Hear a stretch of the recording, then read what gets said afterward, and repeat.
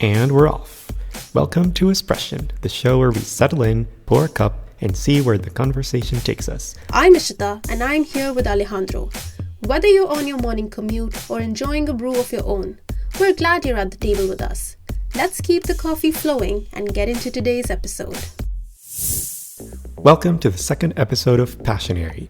Today we're joined by a guest who is reinventing the dental chair through the lens of high-tech innovation. Dr. Francisco Porras is a doctor of dental surgery who holds a master's degree in digital dentistry and is currently specializing in orthodontics in Mexico City.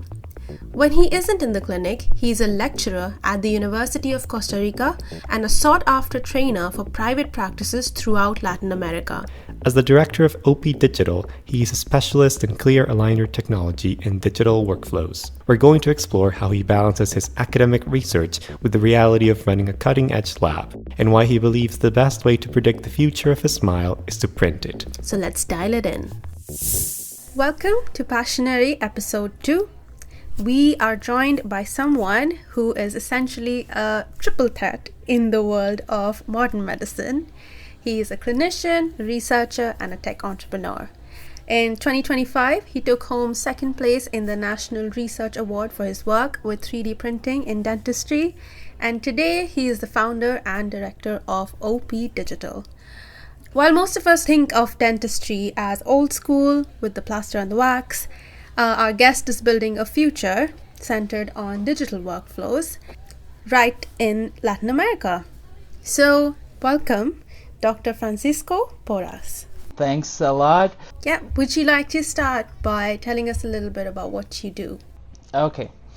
First of all, I don't like people to call me doctor, so please call me Frank.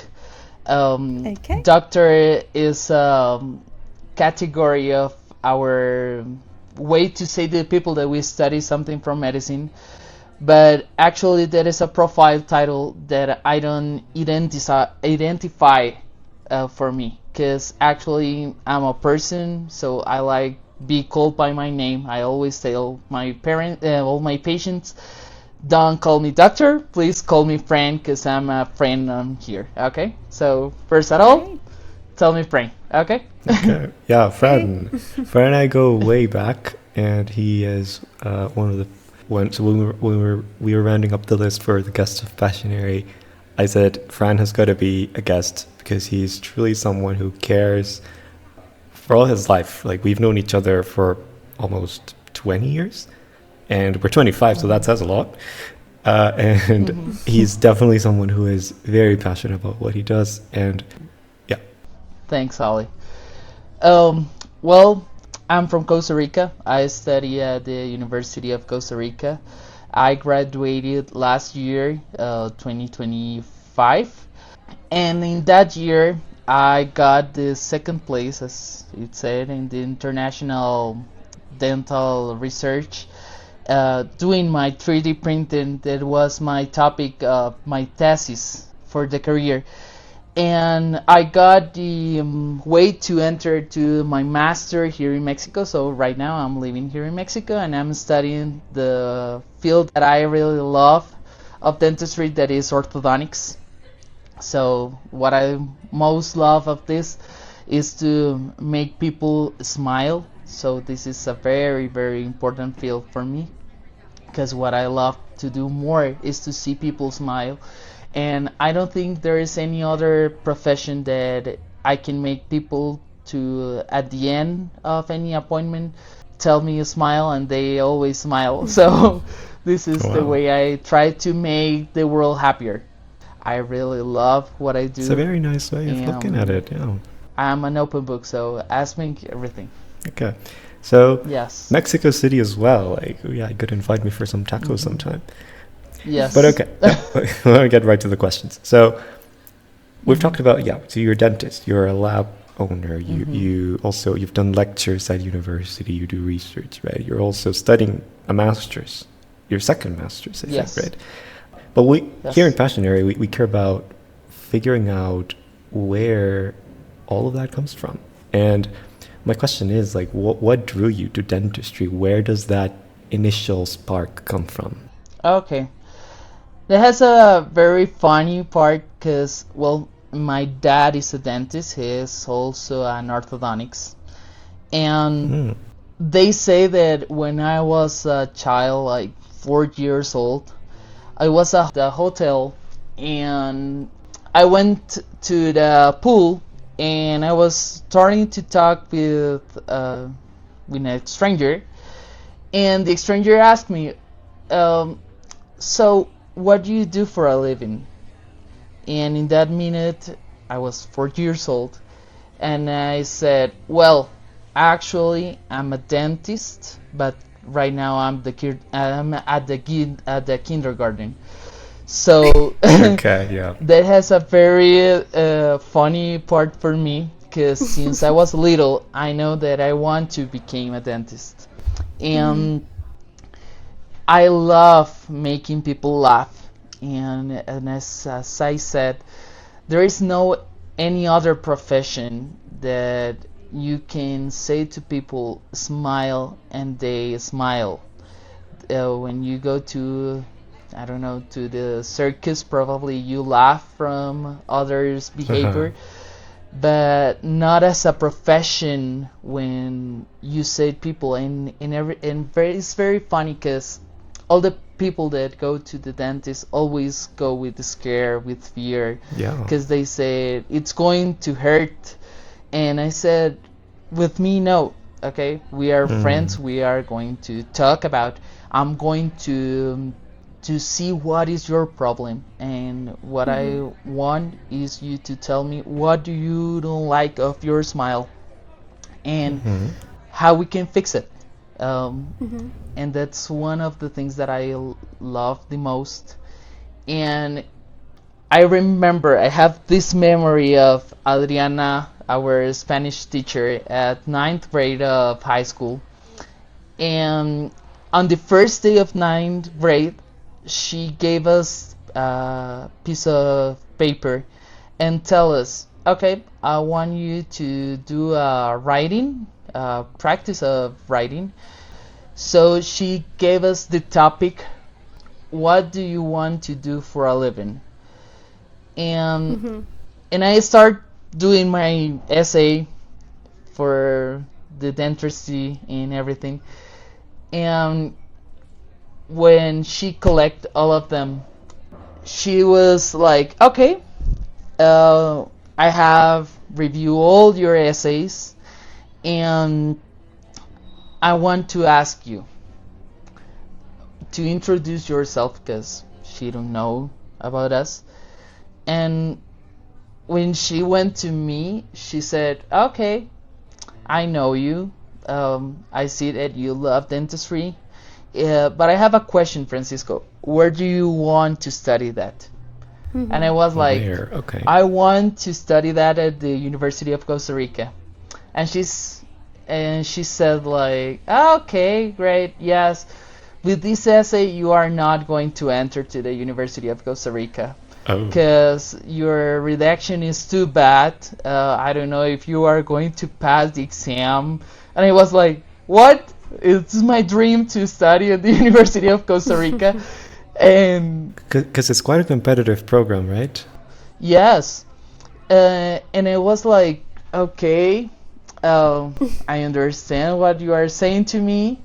So that was like the first challenge that I had. That it was like 3 years that I need to prepare every single day Mm-hmm. to enter at the university that I want to enter. And it was a very surprising for me because when we present the exam and they gave us the results, I got 100 in the redaction Oh, exam wow. of bachillerato, and I was like, the guy that used to be saying that he was not going to be accepted in ninth grade right now has 100 in the exam. And it was like, okay. And when I applied to the University of Costa Rica, I got a very good note to enter, and I was terrified because all the people now start saying, "Oh, I want to study dentistry. Oh, I want to study dentistry," and I was like, "I don't think I'm going to go to the University of Costa Rica," You but did. it actually happened, and I entered too. So in general, what I'm That's getting really is that amazing. one of the challenges that you've had to face is sort of that uncertainty of this is my dream, this is what I'm passionate for, Mm-hmm. and I keep Mm-hmm. striving for it, even if it might not uh, look that easy anymore. But then again, so moving forward a little bit, you are a dentist, but you're not just any dentist. You define yourself as or you're doing digital dentistry. So what's the difference between being just a normal dentist and digital dentistry? Okay. Um, in Latin America, because I have to do this disclaimer here, all the diagnosis, the digital diagnosis, has been all about money. Because all the equipments of digital diagnosis, they were very, very, very expensive. Okay. Mm-hmm. It is not the same economy, probably in German or Finland or including the US, UK. It is not the same economy as we have in Latin America. So, for example, I don't know if you have gone to the dentist in a couple of years, but if you remember, there were like a lot of procedures that we do in dentistry that they were like very uncomfortable for the patient. For example, to take the impressions that we used to do alginate and everything, that the patient always feel that they are going to throw up. Oh yeah, Okay. but they're gonna do the molds. The molds. Very uncomfortable. Yes, exactly. And this is not as new because they were invented like in probably in the 90s, but in Latin America the first scanners start appearing like in 2011 2012. Wow. And when I was studying at the university, and it was 2018, I met Dr. Carlo Marazzi. He was from Brazil, and he was doing some procedures in the field of orthodontics with a lot of technology. And now it's very common that it's called, the technique is like the Invisalign, that is aligners. Oh yeah. And the aligners, what happened and I will do a little bit of history of the aligners. Aligners company, the first aligner company was Align Technology, that is the owner of Invisalign. That's probably the one that you have listened about. And Very popular. Invisalign, yes, Invisalign is a very huge company. And Invisalign is a company that is not founded by an orthodontics or founded by a dentist. Invisalign is a company that is found by an engineer, a couple of engineers, actually. Okay. Future Alejandro editing the episode here. At this point in the call, Fran had some mic issues, so that's why his audio sounds a bit different from now on. But that's all. I'll get out of your way now. Bye. They saw that when she stopped using her retainer, the teeth start moving to the original position of the before the treatment of orthodontics. But when she put again her retainer, the teeth go backwards to the final position of the treatment. So she started thinking that a plastic can move teeth. And that happened in 1998. So they start like thinking about it, and they invented the system of Invisalign. But the thing that happened was that when they make the patent of the technique, and the medical registers always gave the mark like 20 years. So it was until 2018 that this patent expired. So in those years, every person start like studying everything from aligners, because the only company around the world that can make aligners was Invisalign. Okay? So it was 2018 when I met Dr. Carlo Marazzi from Brazil. And in that year, he was telling, okay, so this patent with Invisalign expired, and now we have the opportunity to start doing our own aligners in-house. Ah, so that's the shift. And when I listened that, I was like mind blowing, because it was the two fields that I love the most: the orthodontics, and also the part of the digital, like all the Tech softwares side. and everything. Yes, all the tech sides that I have. It's the field that I love, and I was like, wow, I want to do that. So I start talking with Carlo Marazzi, and in that minute when I was talking with him, he said, "I know that one day you are going to do that." And I was like, Oh, "Really? Do you think that I can do it?" And he said, "Yes, I think you can do it." And I was like, "Okay, thanks." okay, thanks. Good to know. As I said, yes, and as I said, that was the year 2018.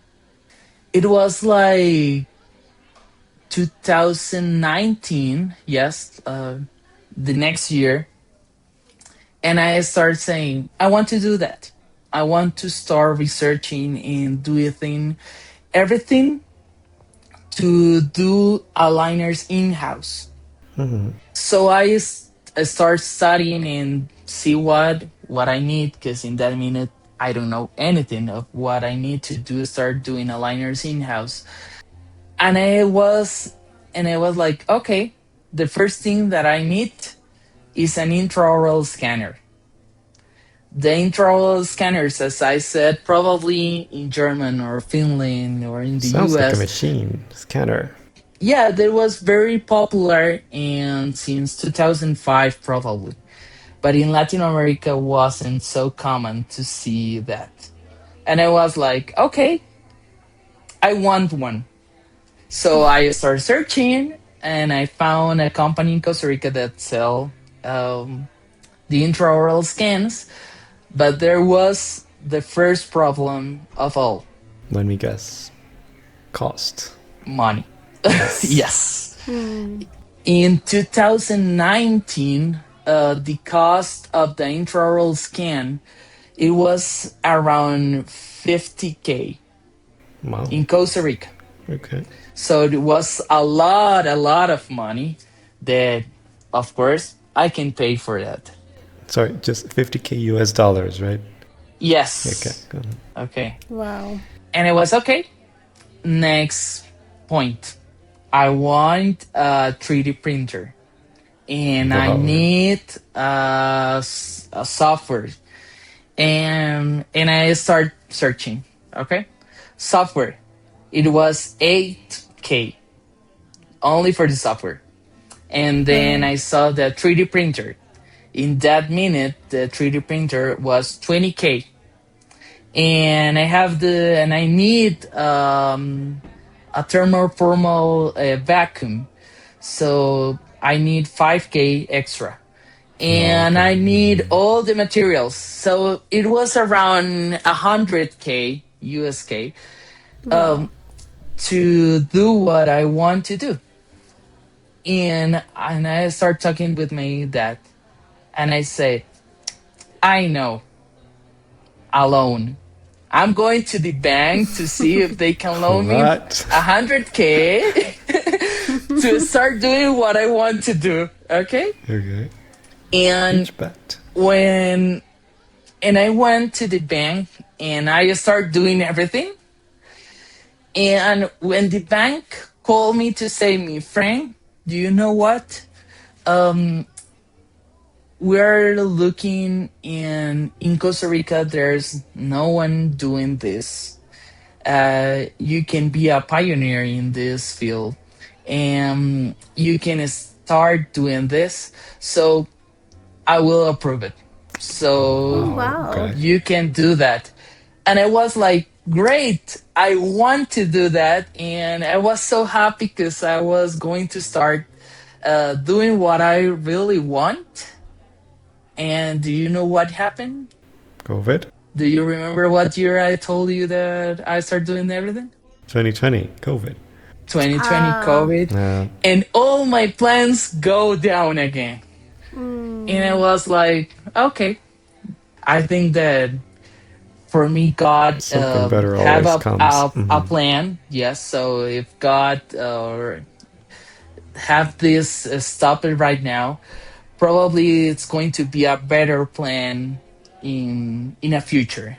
So COVID sent us to the house, and but I always have this mental of I want to do this, I want to do this, I want to do this, and I continue studying in my house about 3D printing, and I was studying all the parts of a 3D printer that I don't know, how to do it very like low cost, or how can I do it and everything. And in 2022, I have a problem.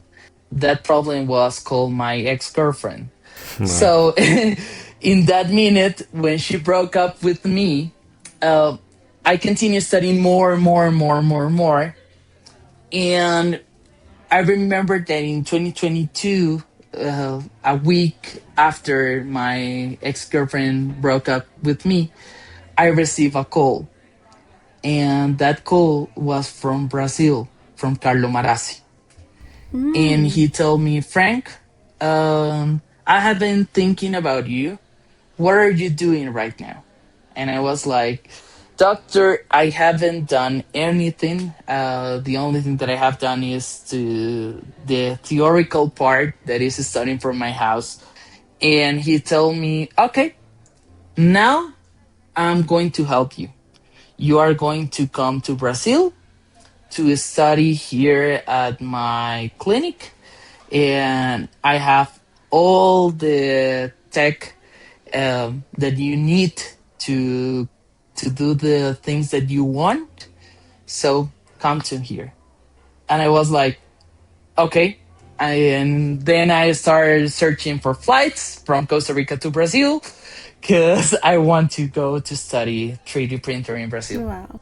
I called Marasi and I told him, okay, tell me how many times do I need to be in Brazil to study the things that you want to teach me? And he said, I need a week here in Brazil. And I was, okay. I searched a flight on Friday to Sunday. It was a week. He was like, okay. I arrived on Friday. I do tourism Saturday and Sunday. And on Monday, I was at his clinic. And he said to me, okay, Francisco, you have here the computer, you have the software, you have the intraoral scans. I want you to do first diagnosis. And I was, okay, perfect. So I start doing diagnosis as I know to do diagnosis in orthodontics because my dad teaching to me. And then I start doing all that diagnosis. And when I finished doing the diagnosis, I called him and I was like, "Doctor, I finished." He saw the clock and he told me, "It's only 30 minutes since I gave you the all the things. Are you saying to me that a dentistry student have done me in 30 minutes the diagnosis of a specialty?" And I was Wow. like, "Yes." And he was like, Amazing. "Okay, let me check." And he told me, "Francisco, I'm impressed. You do it great." And I was like, "Okay." And he said to me, "Okay, now you have the software, you have the intraoral scans. I want you to start cutting all the teeth and start moving as you want to do that." And I was like, "Okay." I made all the digital plan of the movement of the teeth to correct the malocclusion of the patient. And I called him again. And I was, "Doctor, I finished." And he said to me, "Francisco, that's impossible. It has been an hour since last check. And you are telling me that you finish all this part in 1 hour." And I was like, "Yes, I finished." And he Wow. was like, "Oh, Francisco, go for lunch. I'm going to stay here and I'm going to check what you do. And I'm going to tell you if there's anything that I need to check and correct to you." And I was like, "Okay." I went for lunch. I came back to the clinic and he told me, "Francisco, um, I check all your work. I don't have anything to correct to you. Oh, Wow. The wow. plan is perfect."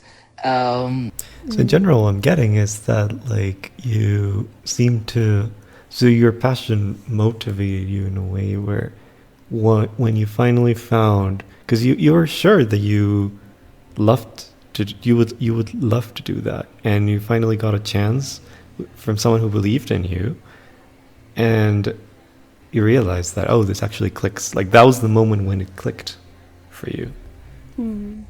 Exactly. And in that minute, he told me, "Francisco, what you have done in these 4 hours since you arrived to the clinic is what I teach to my students in a month.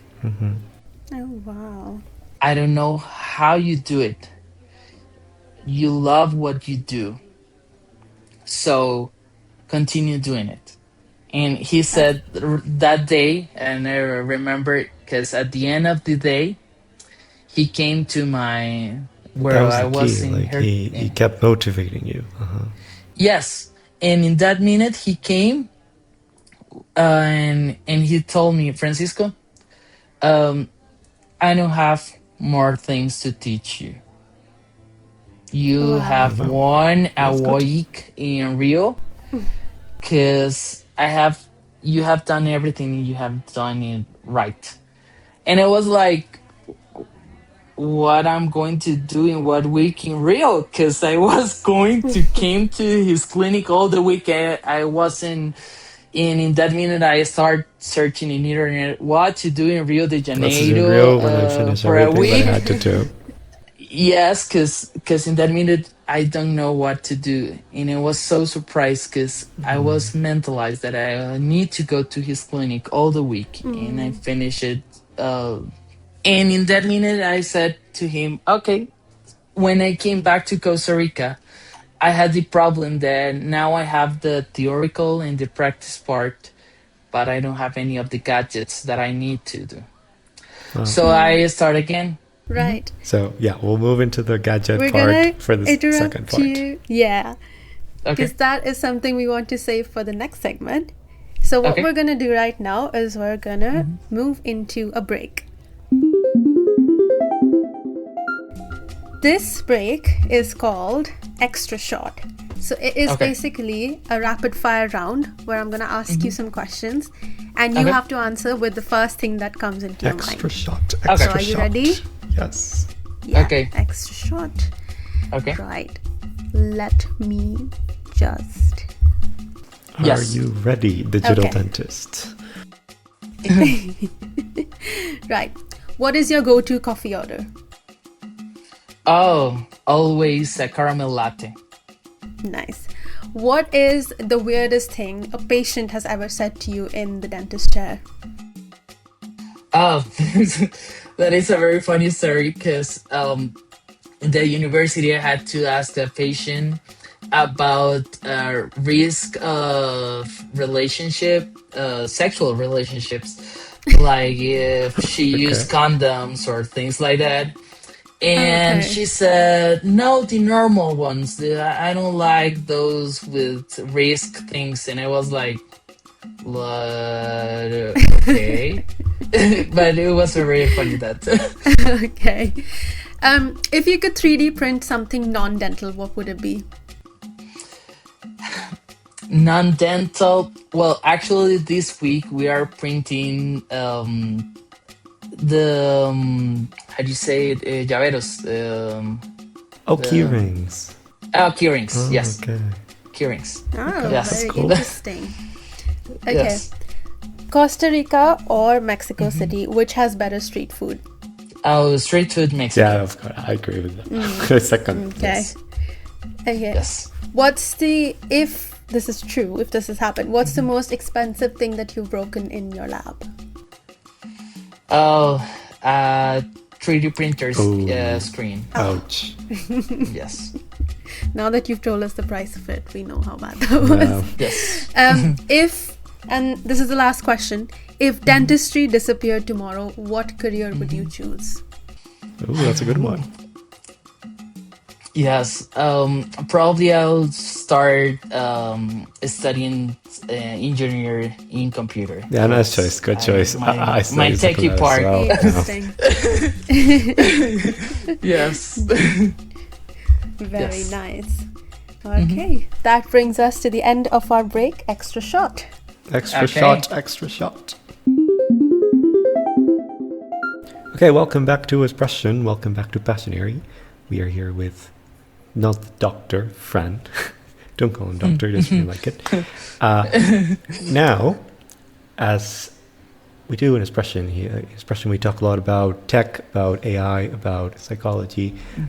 And now you work in, or you are involved with technology. You use these machines to do all of these products and processes. So let's get into that. What does a day inside a lab, OP Digital, look like? Like from the moment that a person comes to the chair with a case to a finished product? Like what's the steps? Okay. First of all, we need to introduce to the patient. We know to do all the clinical exams to see what are the goals that the patients want to correct. Then we always do diagnosis with radiographs, with intraoral scan, because now we can use a camera to recreate the model of the mouth of the patient. Alejandro has been part of that. I confirm, And yes. yes. And then we start planning the case, and that took me around, like right now, like 2 hours to plan a case from the beginning to the end. We share this treatment with the patient. The patient approves, and when the patient approves, we start doing the export of the STL files or to the printer. STL file, is that what does that have? Okay. The STL file, there is a format for 3D printers that is actually called system triangular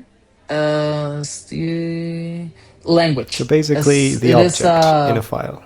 yes, like in photograph, you have GPG, or you have for video M4A or something like that. In 3D printer, we use always to the 3D printer, we always use an STL file. Okay. And we print the models, and then we start doing the part of the lab that needs to thermoform all the aligners, to cut them and clean them and impact them to give to the patient. So Okay. in a patient that, for example, we have some cases that patients come to our clinic and tell us, "Oh, I want to do aligners, but next week I'm going to go out of the country. Right now, I can give all the treatment to the patients to go to the other country with already the pack of the Oh, aligners that he wow. needs." So Yes, everything will be done before they leave. yes, Within a week, you can do all of that. yes. And that for aligners. Aligners needs a little bit more of time. But for example, we do also splints. The 3D splints, they are easier, and the 3D splints, we can give it to the patient like in 4 hours that it's Okay. already printed. Wow, it's quite quick. I always try to say to the patient to give us one day, because in tech everything can happen and sometimes fail, and that it's one of the very difficult parts of the 3D printer, because Yeah. you can always do the same and it can fail at any time, and you said why it failed, we don't know. So here I do want to ask you here. I mean, so Yes, there's this perception that with 3D printing, it's like you just press a yes, button and like whatever you want comes out. But in no. reality, where does the human skill come in this process as well? Well, in the case of 3D printer in dentistry, it is a very difficult part, because we use bioresins, because it needs to go to the mouth of the patient. So you can't use any Bioresins. resin. You So need resins that can be used by people. biocompatibility. Okay. Yes, you The need plastics. to have the FDA approved to use any of those of any of those resins, and they are very very expensive. So right now, for example, a half of a liter of a splints resin, it's around $500. So it's very expensive right now. Those things. But in my case, I need to say that I love what I do. So the cost of that is not very important to me. And one of the most fails is to do the position of what you want to print. Because Position. yes, because in the 3D printer, you can print like in a 90 degrees or any degrees that you want to print. But Okay. if you do it like in a 90 degrees, this going to be taller, okay? So in the printing platform, it's going to take long time, because every step that the 3D print start doing it, in the case of dentistry, we are printing in 50 microns of millimeter. Oh, so very small. So That means it's very yes, precise in the. yes, Okay. yes. So that is one of the biggest benefits of the digital printer or the digital CAD/CAM system, that is also called. The correct name is a CAD/CAM system. CAD. The CAD/CAM, Yeah, CAD is what architects use, right? yes, But you is a extended with a computer. CAM. Yes, it's a computer aid design. Is Okay. the CAD, and the CAM is a computer aid manufacturer. Oh, So so you there do is the it two all part in one of, process. yes. So first at all, at the software, you need to do the CAT, but then you can do the CAM. The CAM can be done in different ways. For example, 3D printer is a additive system, but we also in dentistry have this extractive system that is used most, for example, in the case of crowns or veneers or things like that, or inlays, onlays, because we need to use porcelain, we use zirconia, we use lithium disilicate to do the CAD system. So when you need to do stronger things, like for example a crown or a bridge, you need to do it with a subtractive mode of CAM, Okay. because you need to do it with solid material. In the case when you don't need that strong, you can do it with additive, like 3D printer. So kind of like Okay. when you sculpt, you have this block of marble, and then you just chip at it, and then eventually you Yes. get the sculpture. Yes. But then 3D printing is more like you kind of Yes. build it in the air. And I've also seen that 3D printers have like support sometimes, and you have to like cut them out. And, Yes. Yes. Actually, it's like that. That is the best example that you can make. For example, Michelangelo doing the David, for example, it is a subtractive mode. You have a big block, and they start building the figure that you want to do. But for example, in the case of 3D printer, could be more like Legos. no, more like it is, well, in 3D It's printer kind of like you in paint in dentistry the is, air, like you just kind of add a layer. Well, it's like a yes, it layering. yes, it's actually like that. It's layer by layer that you go doing it.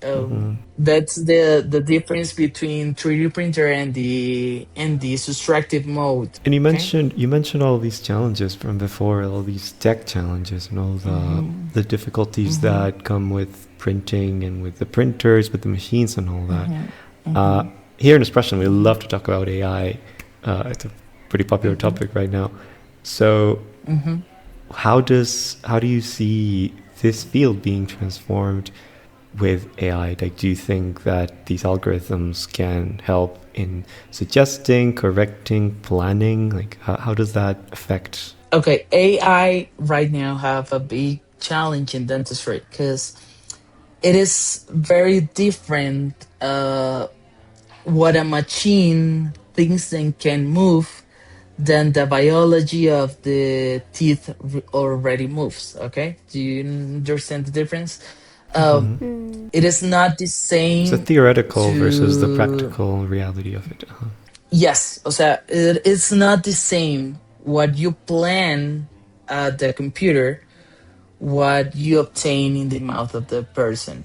Okay, so right now AI and dentistry is focused more on the diagnosis, like to do things easier for the clinical part, to determine the disease or the plan of treatment that our patient needs to go.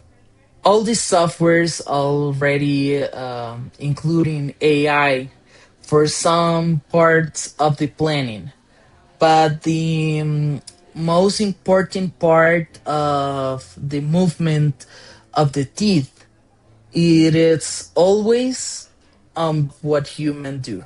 Okay, so right now it is not a possibility to think that AI in dentistry is going to end with the field of the dentist.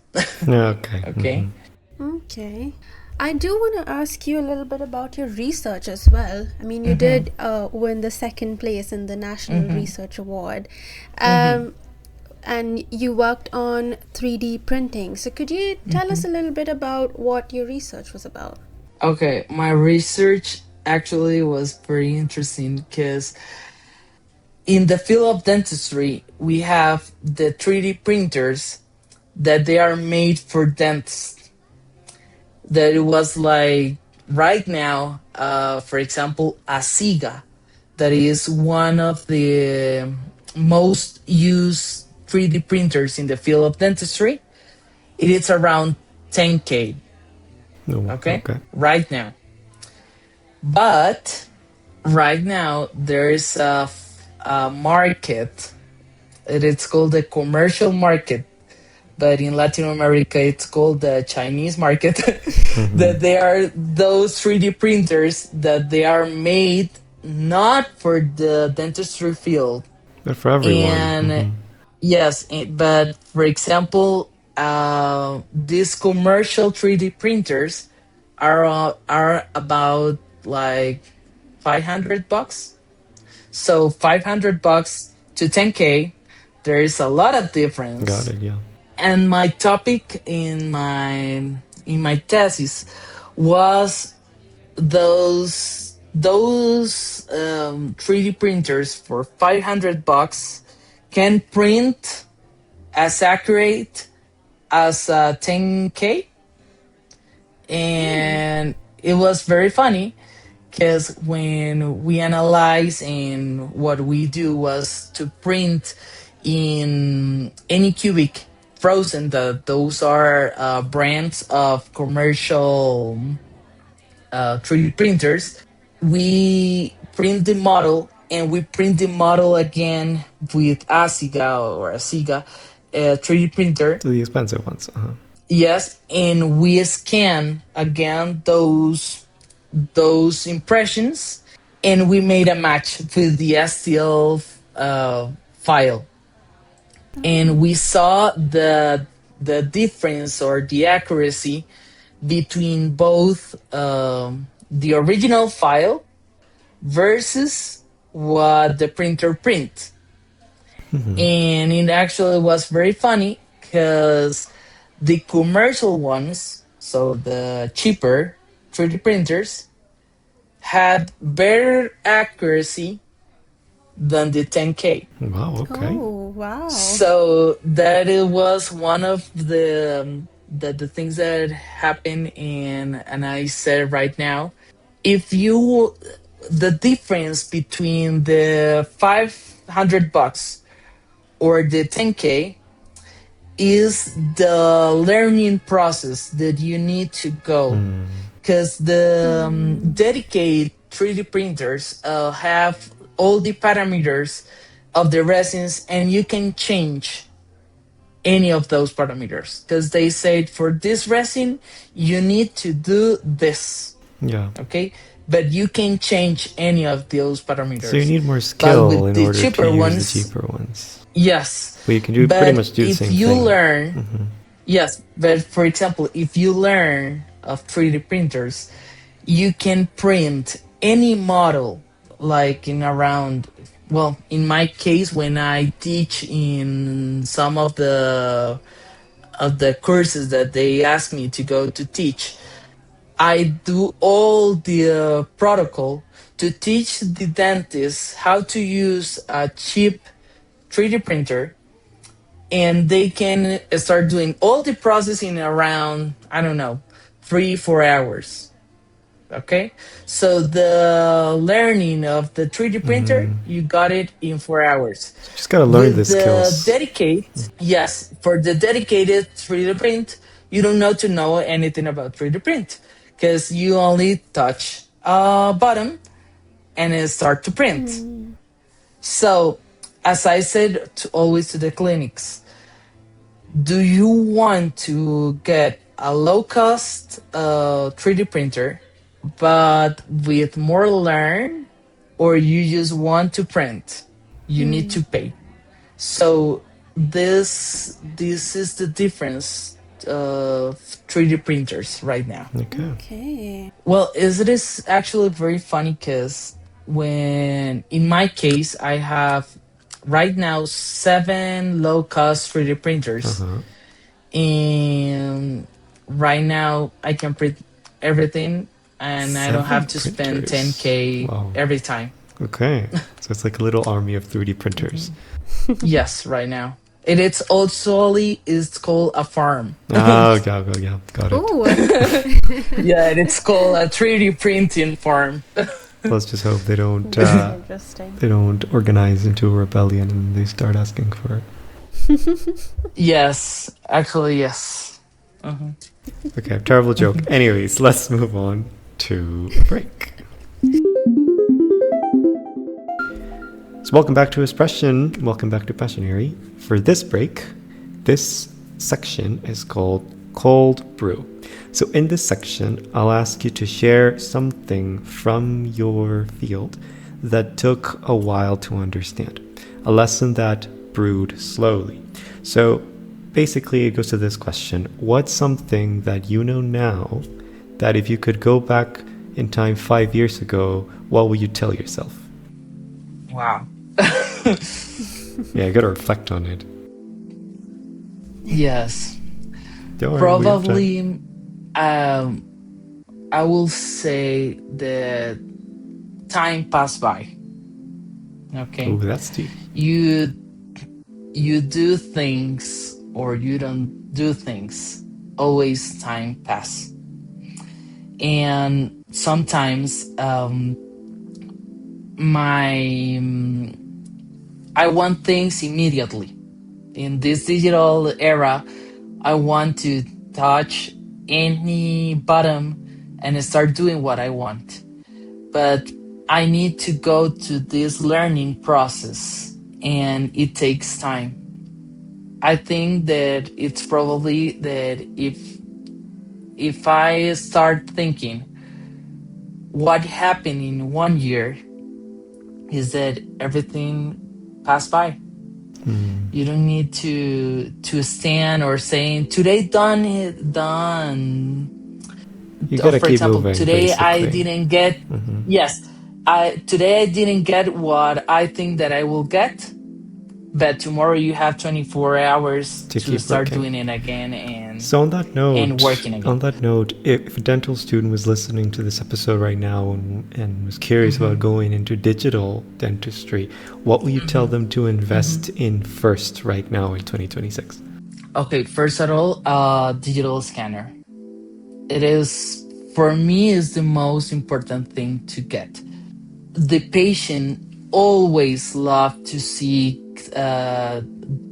digital gadgets in your clinic. So getting the digital scanner is a way to see more expensive equipments in your dentistry field, and is more practical to you as a clinician. The rest, if I need today to start again from zero, probably I won't have the half of what I have right now.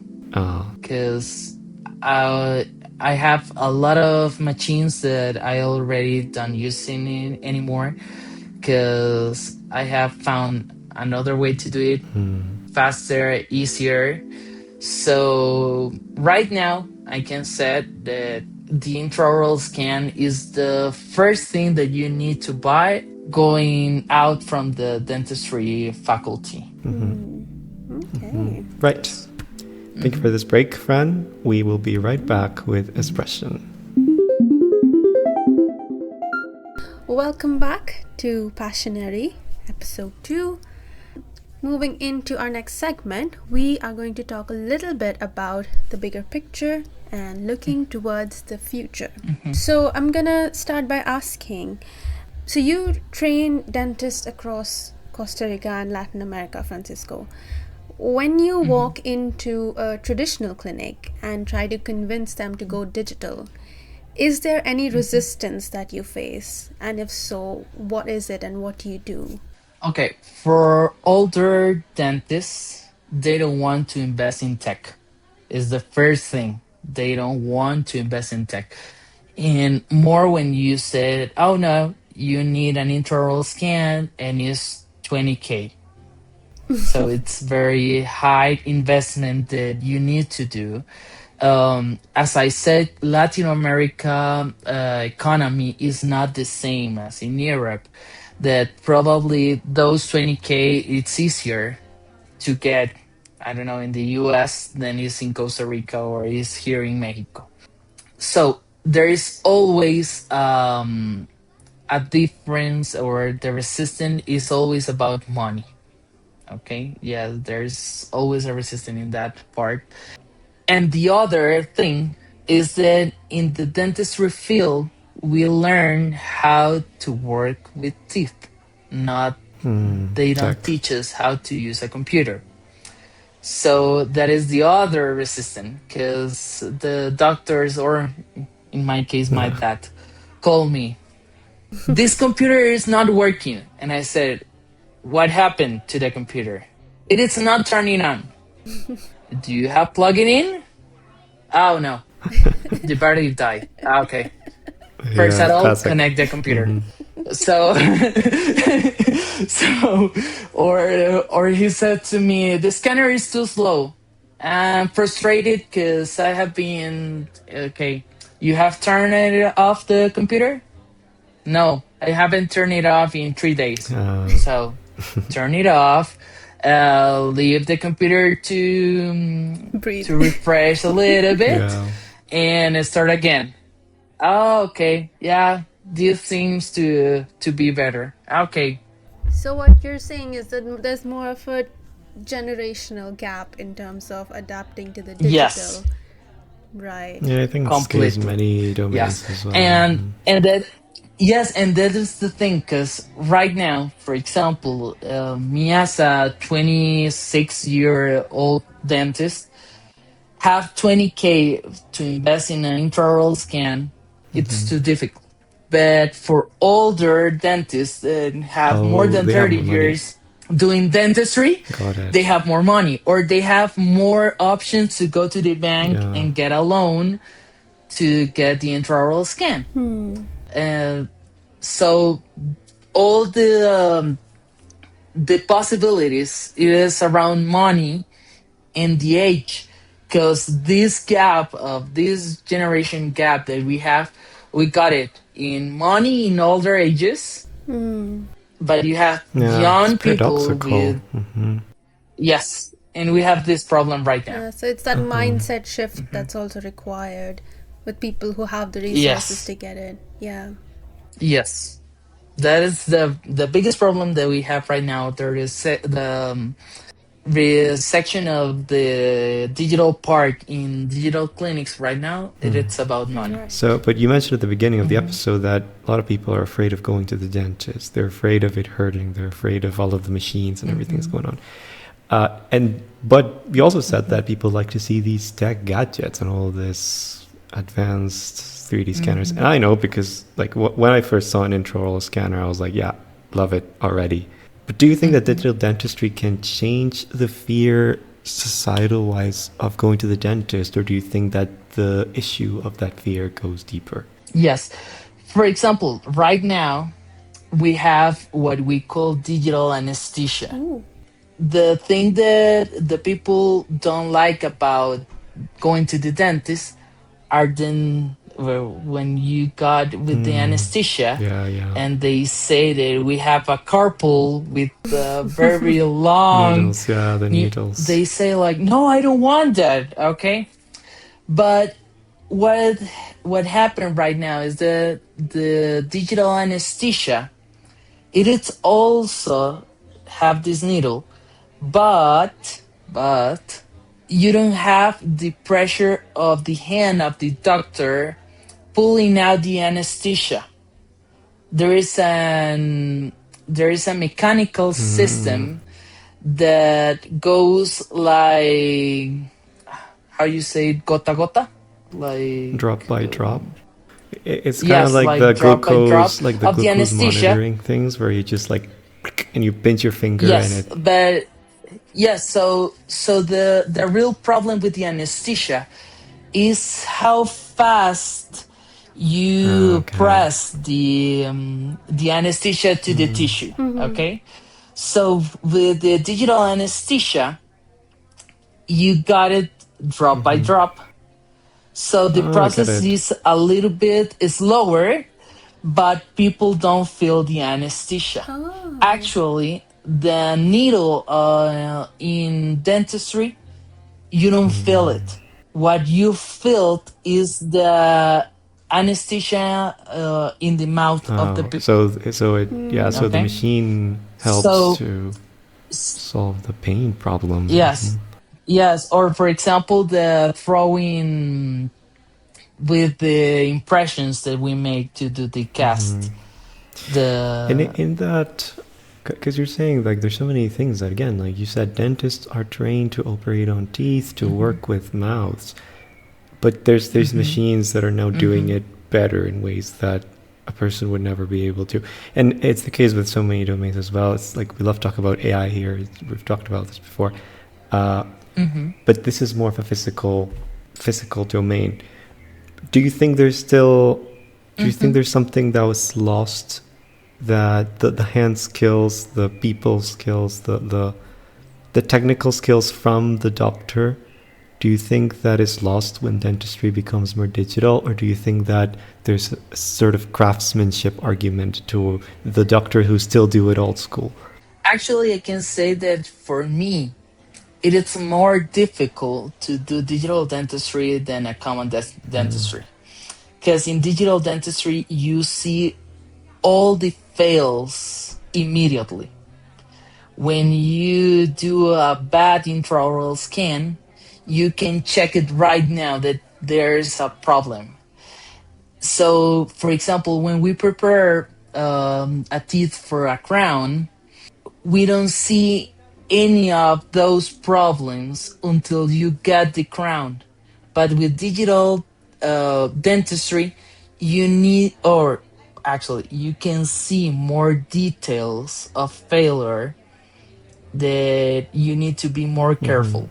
So it is more difficult right now because you can see all the errors that you made in clinic Yeah, the immediately. instant proposition. So yes, so it is for me, and as a teacher always say, the people who thinks that doing digital dentistry it is easy, it is because he doesn't know how to do digital dentistry the correct way. Because there are a lot of Yeah, failure that that if you don't it control just it, yeah. So you have to be more you are precise. going to fail. Yeah. Yes, you need to be more precise. Hmm. Yes. So, Francisco, you're doing your master's in Mexico City right Hmm. now. Yes. Um, what's it like living between two countries and two programs and also running a lab at the same time?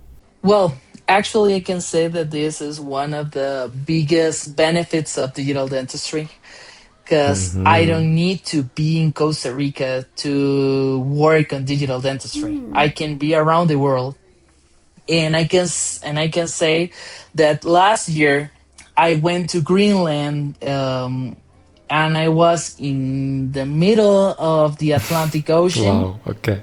and I was sending some files to Costa Rica, and they continue working. Oh, wow. So my dad always tell me that because he said you can go to vacation with your lab, and in your laptop you do all the things, and I'm in Costa Rica working for you. And I said Wow. Okay. yes, that's right.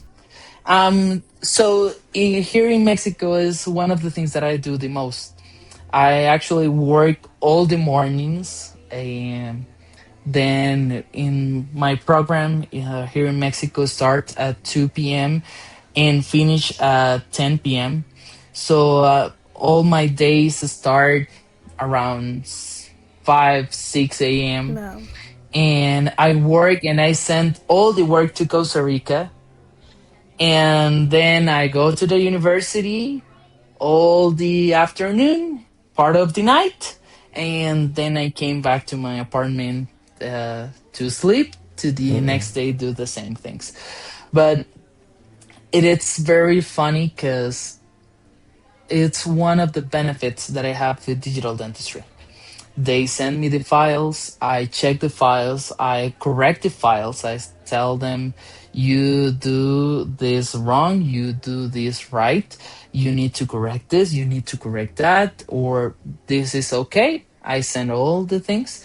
They pay me to check all those things, to do the digital designs, to send the printers and everything. And what I have is a person in Costa Rica that is my assistant, and she does all the part of the 3D printers and send it to the digital clinics. Right now, I'm working in 10 different clinics around Costa Rica. Wow. I'm working in 3 clinics here in Mexico, and I'm working 1 in Argentina and 1 in Bogota. Colombia. And probably going to start working with a clinic in Chile. And so they send me all the files. I work from here or from any part around the world, and I send them back to them, and they can continue with their Wow. project.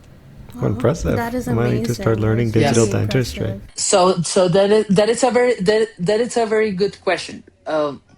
Do you know any dentist that can work Yeah, from a exactly. cruise in Exactly. the Atlantic Ocean? And heard of it Now, That's the before. that power is of tech, important. people. Mhm. Yes, because I always say that I do a home office. Fair. Like in the pandemic, Fair. I got the opportunity to do a home office, and I work like that. And have you ever had Amazing. a printing that failed, something Well, that just went completely wrong? well, that is a very because as I said, I have an assistant in Costa Rica, but sometimes she called me, "Oh, Francisco, we have this problem with the printer," and I said like, "Oh, you need to do this," and she's like, "How do I do it?" And so that is the difficult part, because I know I need to start teaching the person in a video call how to resolve the problem. It is not the same Being there. when Just you say, just okay, I'm in here, so I do it right now. 10 minutes, I finish, it's okay. No, in this case, I need to be more patient because I need her to teach first, then her to do it, and then to see if that problem solve the problem. So that is part of the problem that we have done. But I think that it's one of the biggest thing is to have the ability to share to other person how to There you fix the go. problem. So that Which is is a again, like, very other can you say a important dentist aspect. who's really has to hone in that skill of explaining what he does to the other person? Because usually dentists, they Yes, work, they yes, have the whole control, they have total control over what's yes. happening. And in my case, I think that my position is more delicate because I know the problem that the clinician did, and I know the problem that the lab Yeah, you're did. kind of in the middle of So both. I have, yes. So for me, that is a very huge mental problem because all the time I was like, oh, but if the clinician did that, or oh no, the lab did this wrong. So I have this problem because I'm too perfectionist and I need to get it all perfect. And that for me is very difficult to separate sometimes, or saying, oh no, it's a Sunday and I don't want to work, but I start thinking, no, but I should work. So that is a very, and for example, I had to buy another computer, and in my personal computer I don't have anything Yeah, from work, and it's a good tip. because I still protect it. every time I fly I need to fly with 2 computers because I have my personal computer and my computer from work. And because I have noticed that if I only travel with my personal computer, I Yeah. feel frustrated because I can work. But when I travel with my only my computer from work, I don't enjoy some of the other parts that I need to do. So, for example, sometimes someone say to me, "Don't you want to?" I don't know. For example, right now I'm trying to write an article about 3D printers, and but what happened is that if I start writing this article in my computer from work, I always had something from Mm. work to do. So I postponed the writing part of the You don't get it article done. to continue working. But so that is the problem in to separate both of this Yeah, I tech guess work-life part. separation also gets harder when you kind of have that freedom to travel. But I don't know. Ishita might knows more about Yes. that. Yes. Yeah, Yes. just finding that For work-life example, balance. Yeah. yes, that is a very difficult part. For example, next week, I'm going to Orlando, and I'm going 10 days, and I'm like mentalized like I'm going on vacation. Well, vacation because I'm going to a Congress, the American Association annual session, that it's going to be in Orlando, but I take few days after and a few days before to go to Disney, to go to Yes. Epic Universe, and I say like I don't want to travel with my Yeah. computer of work because I want to enjoy the vacation that I'm going to have. But I always, when I'm packing everything, I Fair. Fair. always took the computer. Good. Yes, that part. Thank you so much for sharing your journey and what you do, your work. It's been an absolute pleasure listening to you. And I mean, there's so much more to dentistry and orthodontics that I personally didn't know about, and now like I am so fascinated by everything that you've said, everything that you've shared. So thank you so much for that.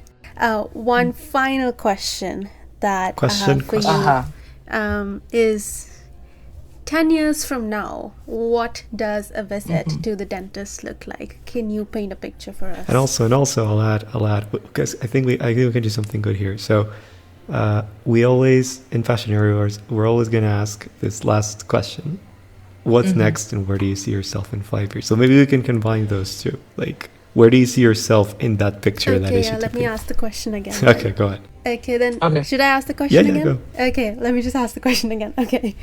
Okay. So 10 years from now, what does a visit to the dentist look like? And also, where do you see yourself in, say, the next 5 years? Okay. I think that in 10 years, we are going to see a lot of AI working on Oh, okay. dentistry. And one of the fields, as I said, AI is going to be more focused on the diagnosis. And one of the biggest problem is that for all the patients, the diagnosis part is so abstract. When we see a radiograph, for example, a panoramic radiograph, the people don't understand any of the structures that we are seeing because people don't know about dentistry. But with AI, we can make, for example, reconstructions of the panoramic to tell the people, see, here you have a caries, here you need to do a root canal, we need to extract this teeth because this is happening.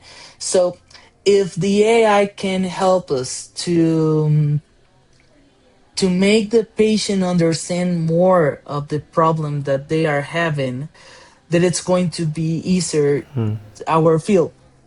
Okay, so in that part, it's going to be in the diagnosis.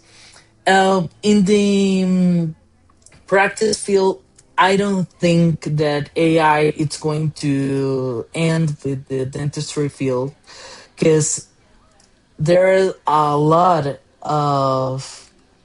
of mechanical parts that we need to do. We can say to a robot, operate the handpiece to make a cavity, to fill it with the material and everything. So there are a lot of things that our field in dentistry is not going to change a lot. But all the investments are going to see more materials, more more softwares, more things that can make things easier and probably cheaper to the patient. For example, in CAD/CAM systems, the subtractive form is a very expensive way. 3D printer is more economic than the subtractive, okay? And right now, the materials that we have in the 3D printers can be used to do strong things like a crown or a bridge. But with the investment of in the investment and the investigation of materials, they are doing that you can correct and do stronger materials. So probably in 5 or 6 years, we are going to be seeing probably porcelain like zirconia or lithium disilicate integrated into 3D printer systems, and that could be more accessible to the patient. So probably it's going to be less expensive. Or probably the dentist is going to add you more because he is investing in a lot of Yeah, AI he's gonna charge more. technology or So equipments that they are basically, going yeah, to more be. tech, So I don't know better material what tech. it's going to be. Of course, AI. But where do you see yourself? Yes. Like, if I ask, where are you in 5 years? Okay. There is a very interesting question because right now, here in Mexico, I've been enjoying a lot the clinical part. So actually, I don't see me anymore than in 2 years working in the computer. I think that probably I'm going to search someone who Oh, works on the computer and me go back to the dental the practical field to be with the patient because one of my, as I said, one of the biggest dreams or the real objective of why I studied dentistry was to see the people smile. And in the computer, I can have that part of being or making the people smile.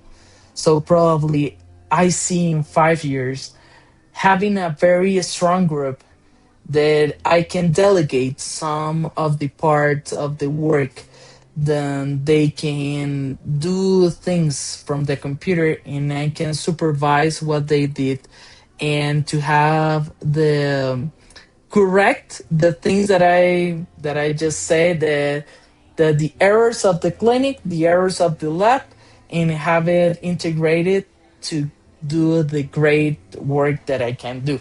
Okay, so to correct all of those things, I think that I really need to be at the chair, not you being need to be the at the desk. dentist. Got it. Yes.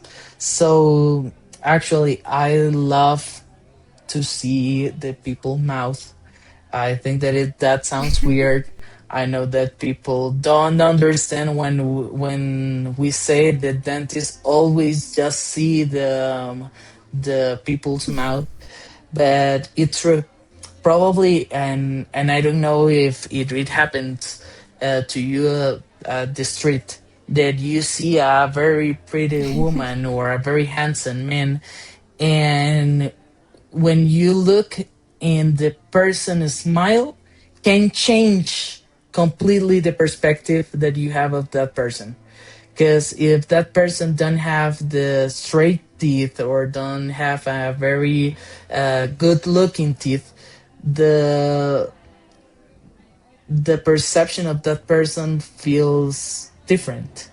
and and it's very funny because when they analyze the psychological part of, for example, in human resources, one of the fields that human resources always look is the smile of the person. More if the person is going to be like in a service that is exposed to people. That is not the same that you work in a call center that you are not going to see anyone. But if you, I don't know, work at any uh in People any facing roles. Yeah. site, exactly, uh, they always see the smile of the person.